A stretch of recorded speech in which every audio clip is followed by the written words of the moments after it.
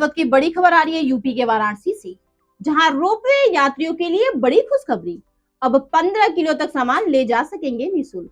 जी हाँ, वाराणसी रोपवे यात्रियों के लिए बड़ी खुशखबरी है। अब वो 15 किलो का सामान ले जा सकते हैं निःशुल्क में। देश की पहले रोपवे अर्बन ट्रांसपोर्ट सुविधा को आम आदमी के लिए मुफीद बनाने की कोशिश है, ताकि समाज के हर वर्ग को प्रोजेक्ट का लाभ मिले। NHLML ने mono cable, data chewable, gondola और स्टेशनों पर यात्रियों के सुरक्षित लगेज प्रबंधन पर काम शुरू किया है। तय हुआ है कि गोंडोला पर यात्री अपने साथ केवल 15 किलोग्राम तक सामान ही निःशुल्क ले जा सकेंगे। अधिक वजन होने पर अतिरिक्त धनराशि चुकानी होगी। अतिरिक्त वजन के हिसाब से सीट का किराया निर्धारण होगा। हवाई सफर में कुछ इसी व्यवस्था से लगेज प्रबंधन हो रहा है। अब यही सिस्टम रोपवे में भी प्रभावी किया जाएगा।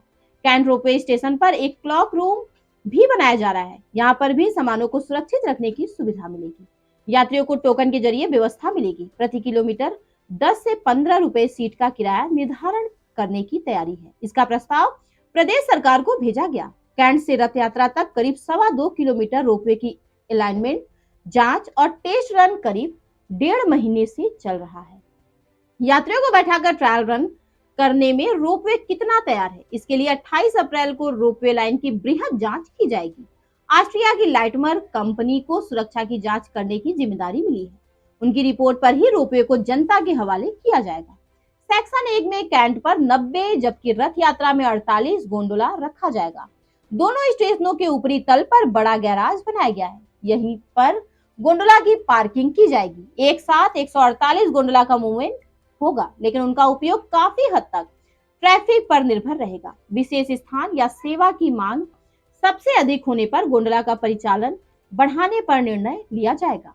NHLML ने अगले महीने रोपवे की सुविधा जनता को सुपुर्द करने की तैयारी की है। इसके लिए जिला प्रशासन को पत्र भी लिखा है। कहा है कि वह अपनी तरफ से परियोजना शुरू करने के लिए पूरी तरह से तैयार है।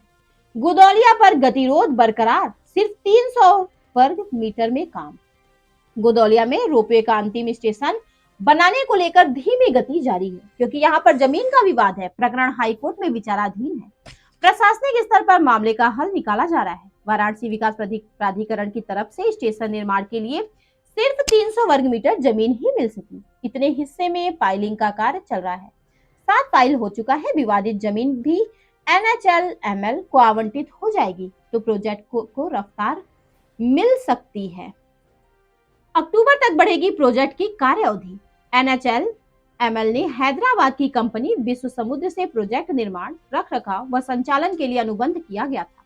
करीब 825 करोड़ रुपए में परियोजना 2 चरणों में पूरी करनी है। यह कार्य मई 2025 तक पूर्ण होना था, लेकिन अक्टूबर तक कार्य अवधि बढ़ेगी। पहला चरण कैंट, काशी विद्यापीठ व रथ यात्रा, जबकि दूसरा चरण गिरजाघर व गोदौलिया तक है।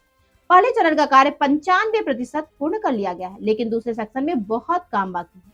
अनुबंध के मुताबिक कार्यदायी कंपनी को पहले और दूसरे चरण का ट्रायल रन एक साथ करना है, लेकिन प्रशासनिक स्तर पर निर्णय लिया जाना बाकी है। ट्रायल रन कितने चरण में किया जाना चाहिए, यह थी इस वक्त की बड़ी खबर। इसी तरह के खबरों के लिए बने रहे फास्ट न्यूज इंडिया के साथ और देखते रहे फास्ट न्यूज इंडिया।